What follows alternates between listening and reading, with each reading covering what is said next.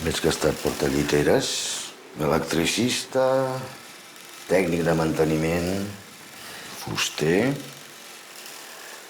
un emprenedor. Vas canviar de pis després del divorci, oi? Sí, ara visc en una mena de loft. Té moltes possibilitats.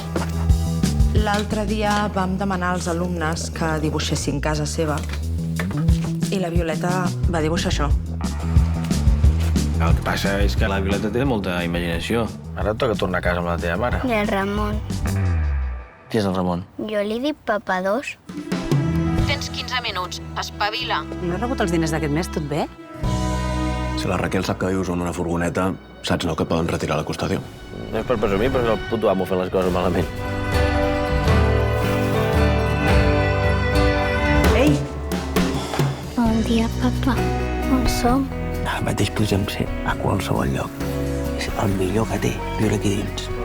Ja veus que no ets l'únic amb dret a anar fent toms.